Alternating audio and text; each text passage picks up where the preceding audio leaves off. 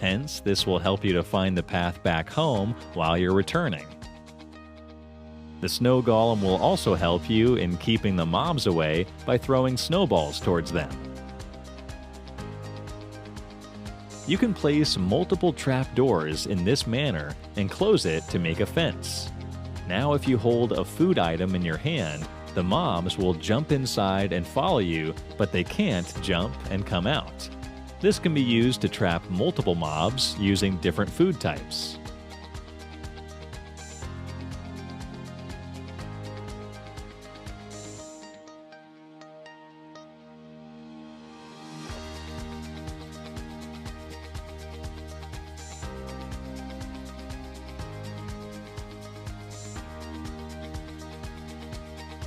Here's an awesome trick to save yourself from a creeper's damage. This works even if you don't have any armor or a shield. As soon as the creeper is about to blow up, just place a block in front of it. As you can see, we're almost unaffected, whereas in the other case, we could have been as low as half an HP. The same also works with TNT. You can use any kind of block to protect yourself. If you're about to loot a bastion, first off, make sure you're wearing something made of gold, so that the piglins don't attack you. But if you try to open any chest, they'll start attacking you. To avoid that, use a hopper. Remove the block underneath the chest and place a hopper to collect all the items of the chest without opening it. This way you can loot the bastion without bothering the piglins. Trading halls are very useful in the survival world. But getting the villager into their position is kind of difficult. So here's a tip. If you want to trap a villager into a set position, just click on them. As you can see, they come near you as soon as you click on them. You can continue this process to take them along with you and then push them towards their assigned position.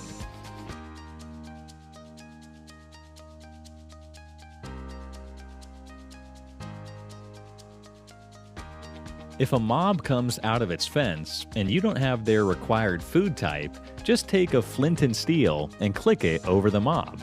They have a tendency to go towards the nearest water source. So if there's a water source inside the fence, they'll automatically go towards it, which allows you to close the fence and trap them. Most of you know that sponges are used to dry water, especially the water inside the ocean monument. To dry the wet sponge, most people use a furnace, which requires a lot of fuel. Instead, you can go to the Nether and place all of the wet sponges on the ground to dry them out instantly. This is more efficient and saves your time. Here's a trick to make an infinite water source using just one bucket of water. You just need 2 pieces of kelp to do the trick. Remove 4 blocks. Now place any block like this and place the water looking at it.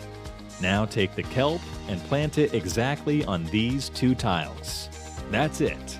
Remove the water you placed before and take as much water as you want now from the infinite water source.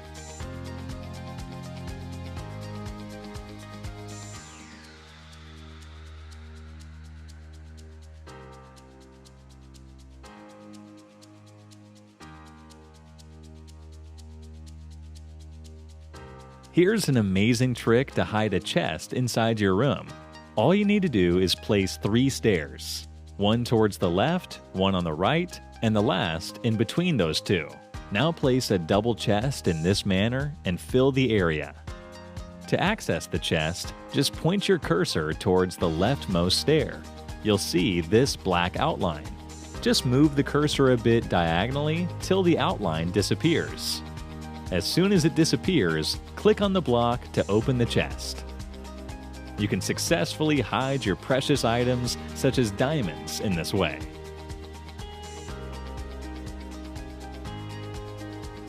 Books of enchantment are used to upgrade your tools and armor.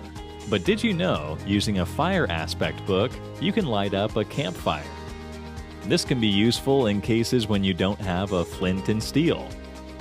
You can also light up a TNT, a bunch of TNTs. In fact, a lot of TNTs. As you can see, we were successfully able to do so.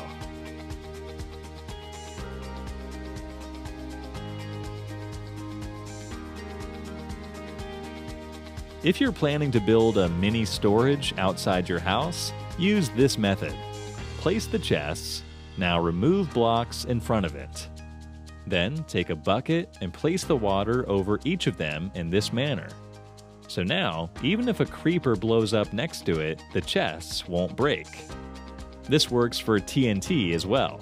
The chests remain intact.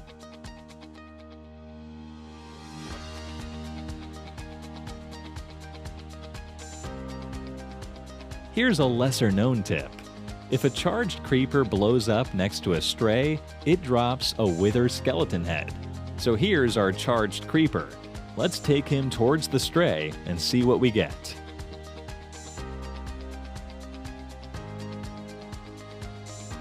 As you can see, we get the wither skeleton head, which is used to spawn the wither. Strays can be found in frozen biomes during the night. You can actually break tall blocks of sand and gravel using a torch. Just break the lowermost block and immediately place a torch.